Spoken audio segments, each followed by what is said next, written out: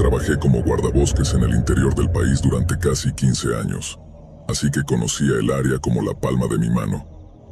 Estaba acostumbrado a recibir llamadas de excursionistas asustados por la fauna silvestre o porque se habían perdido.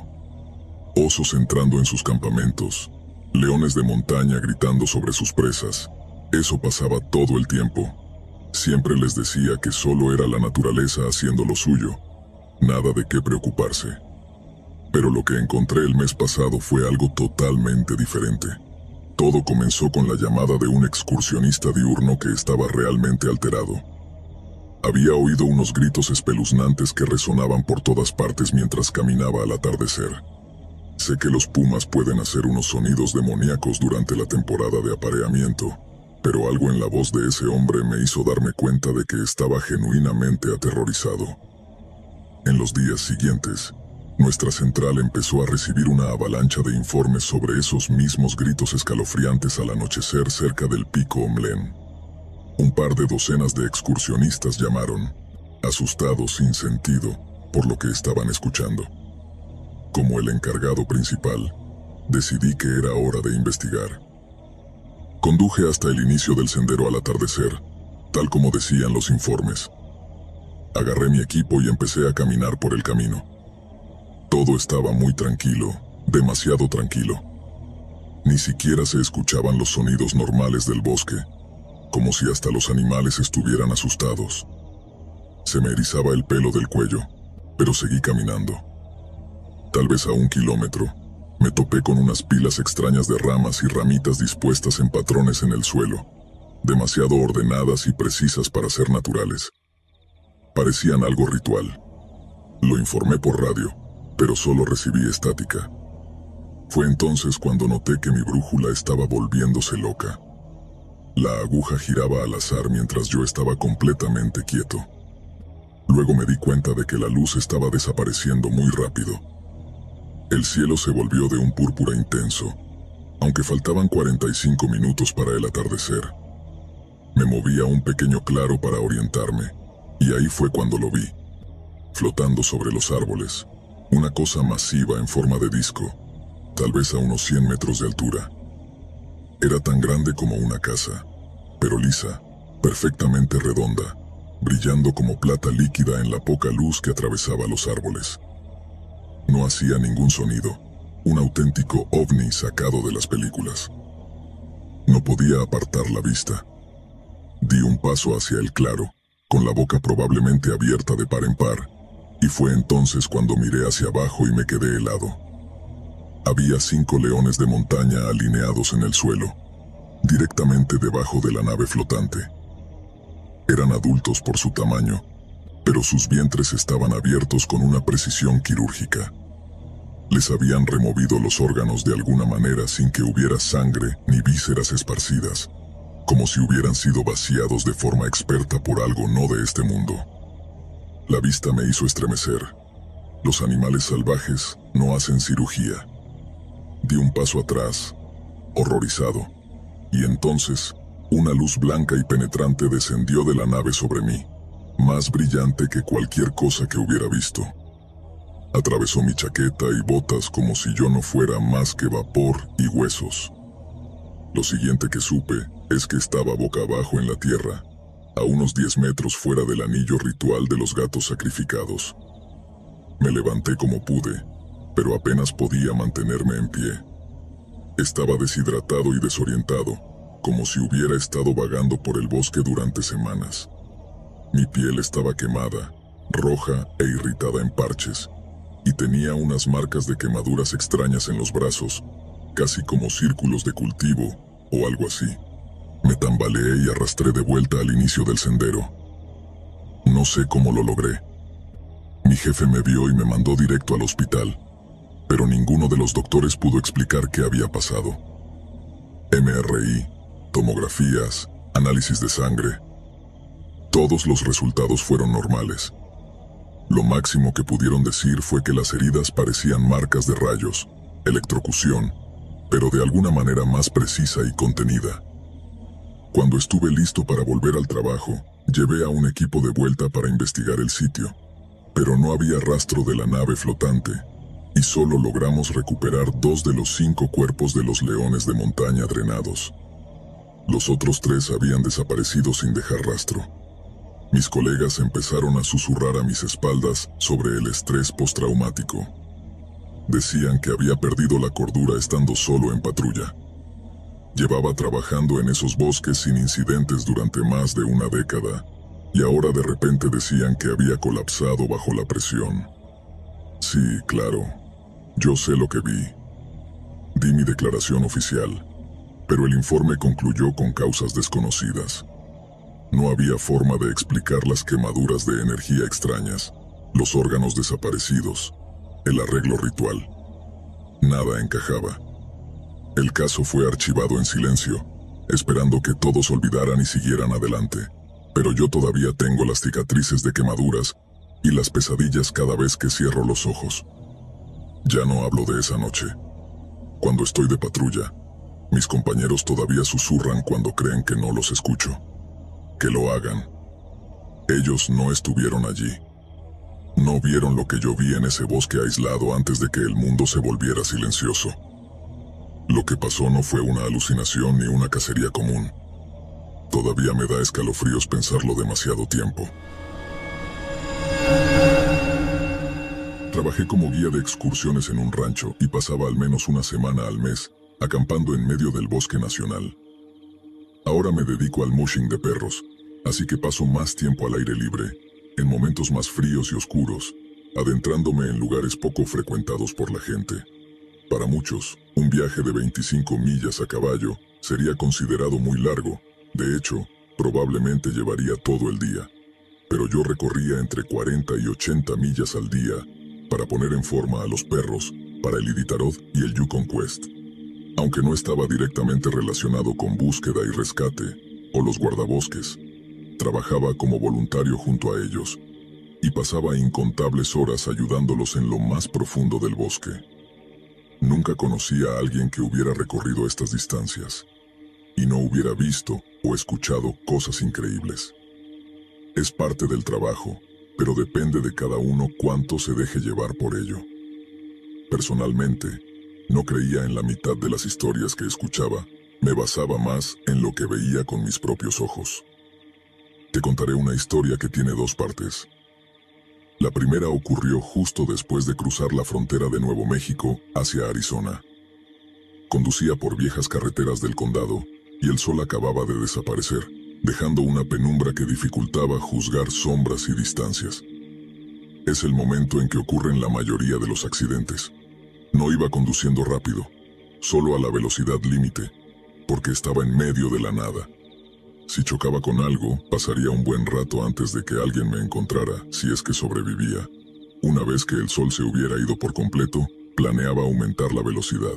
Fue entonces cuando vi a 5 o 6 ciervos canadienses irrumpir en la carretera. Pisé el freno y esquivé todo lo que pude hacia el arcén. Casi choco contra rocas y todo tipo de cosas a lo largo de la carretera en lugar de golpear a esa manada. Casi podía asegurar que colisionar con uno de esos animales sería una sentencia de muerte casi segura. Tienen una altura de 6 o 7 pies y pesan más de 500 libras. Se reproducen como conejos en algunos lugares. Tal vez sobreviviría si chocara con uno, pero con los 5, ni hablar. Por suerte, los esquivé, pero casi choqué con uno que era más grande que los demás. Parecía que iba a chocar de frente contra mí y atravesar el parabrisas, matándome al instante, como escuché que le ocurrió a un tipo en Deming cuando chocó con un caballo.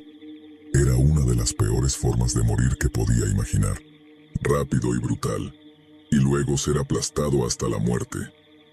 Seguramente el cristal me desgarraría también. Sentí una calma extraña y pensé que sería el final. Todo parecía ir lento. Lo vi claramente. Es extraño lo natural que resulta rendirse cuando sientes que la muerte es inevitable. Muchos de nosotros tenemos la idea de que lucharemos hasta el final, pero la verdad es que la aceptamos cuando sabemos que está llegando. Lo único que me asustó fue que me estaba mirando también. Era del tamaño de un alce. No tenía cuernos de ningún tipo, y tenía la apariencia de una hembra típica. pero era más grande y estaba cubierta de lo que parecía ser lana gris en grandes mechones, como una cabra angora que necesitaba un corte de pelo urgente. Para que entiendas las dimensiones, un alce puede pesar en promedio 500 libras, pero una hembra de alce promedia cerca de 900. Este animal que se movía con la manada era el doble del tamaño de cualquier otro, y los alces ya eran más grandes que mi coche. No es de extrañar que fuera tan difícil evitarlo. Literalmente ocupaba cada centímetro del carril en el que iba. Afortunadamente, logré pasarlo. Vi su cabeza pasar sobre el techo de mi maldito Ford Taurus y luego golpeó la parte trasera de mi coche. Lo que más recuerdo es pasar debajo de él, porque por un instante sentí una extraña conexión con esa criatura, como si supiéramos que nos estábamos mirando a pesar de los muertos y grises mechones de pelo que le colgaban en la cara. Me detuve y salté del coche inmediatamente, a pesar de mi mejor juicio. Estaba asombrado. Necesitaba ver qué demonios era esa cosa.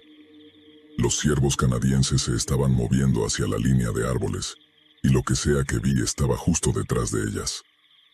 Todo desapareció entre los arbustos. Caminé hacia la parte delantera de mi coche para inspeccionar el lugar donde lo había golpeado y, efectivamente, había una abolladura nueva en el medio. Me apoyé en mi coche con las manos en la cabeza durante unos 20 minutos, simplemente repitiendo una y otra vez lo sucedido, sin poder creerlo. Mis amigos piensan que fue una especie de Bigfoot, aunque estoy seguro de que tenía 4 patas, así que lo llamaremos el caballo de pie grande. Mi esposa dice que probablemente fue el espíritu de la muerte y que morí allí, pero continué viviendo en lo que mi mente quería que sucediera. La segunda parte ocurrió a unos kilómetros más arriba, en la cresta que domina el lago Strawberry, en Utah. Llegué a un viejo bosque de álamos con aspens muy densos a ambos lados. Menciono esto porque con una cuerda de 12 perros detrás de un ATV, ya que no había suficiente nieve para los trineos, realmente no había otro camino que no fuera hacia adelante. No podía guiar a los perros entre los árboles de esa manera, así que siempre íbamos hacia adelante, hasta llegar al final del recorrido que nos llevaría de vuelta al sendero, y luego de regreso al campamento base. Era un pensamiento emocionante porque generalmente estaba usando una linterna, y era tarde y frío. Ya habíamos logrado la ruta que quería ese día, ahora solo se trataba de volver. De repente, lo vi de nuevo corriendo a mi lado izquierdo. Iba en la misma dirección que nosotros, pero también hacia nosotros en un ángulo. Si seguíamos, chocaríamos después de unos 50 metros. Una vez más, me recordaron el magnífico poder del alce. Esta cosa estaba atravesando bancos de nieve de 2 o 3 pies como si nada. La cantidad de fuerza que mostraba era irreal, y estaba cubierto con el mismo pelaje espeso que el otro de Arizona. Eso fue lo primero que me vino a la mente. El otro que vi fue unos años antes, y a unos 1400 kilómetros de distancia. No había forma de que fuera la misma criatura que vi en el campo trasero de Arizona. Esto era algo diferente, aquí en las montañas de Utah. Ojalá hubiera tomado una cámara, pero estaba absorto en ver a mis perros para asegurarme de que no persiguieran. En el mushing de perros, nunca puedes apartar la vista de tu líder durante mucho tiempo, o algo puede salir terriblemente mal, y detener al equipo los haría ir directo hacia allí, enredándose en los árboles. Así que lo mejor que podía hacer era seguir adelante, mantener ocupados a los perros para que no persiguieran. Esto también significaba que podría poner distancia entre mí y lo que sea que fuera esa cosa.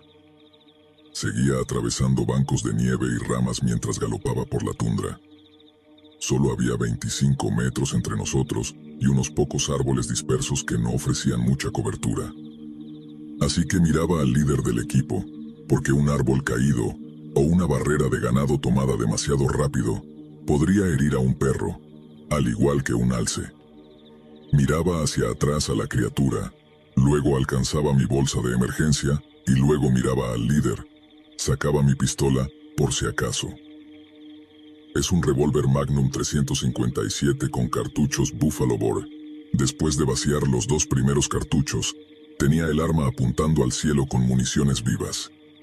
Realmente no quería disparar ni siquiera asustar a los perros con el sonido de un disparo, pero seguía acercándose. Así que disparé un tiro unos pies por encima de él y escuché la bala golpear a algunas ramas. Luego miré a los perros.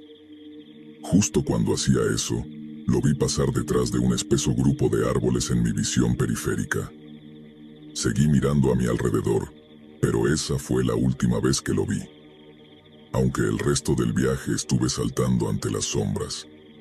Como cazador, musher de perros y guía voluntario de búsqueda y rescate, todavía no sé qué hacer con eso. Tiene 4 patas y lo que parece ser décadas de crecimiento de pelaje. No debería poder moverse sin poder ver, pero lo vi 2 veces. Bastante loco.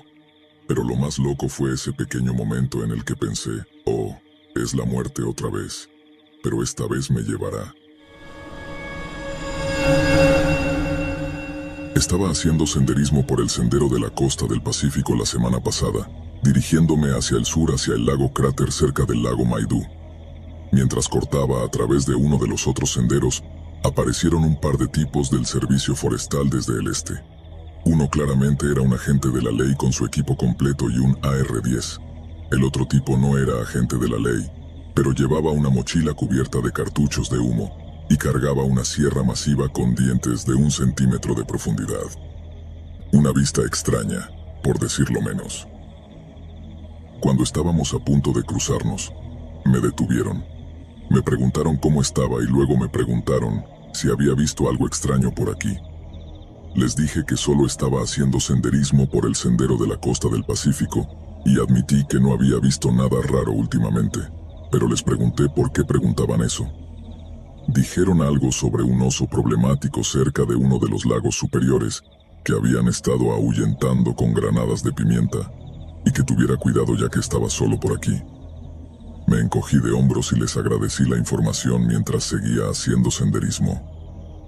Monté mi campamento a 1 milla más o menos por el sendero. Un poco después del anochecer, escuché unos disparos resonar. Venían del oeste.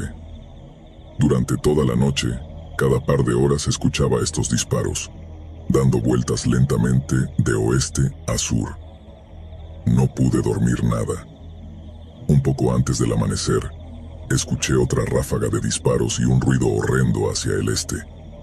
Honestamente sonaba como un cerdo quedándose atascado, uno realmente grande.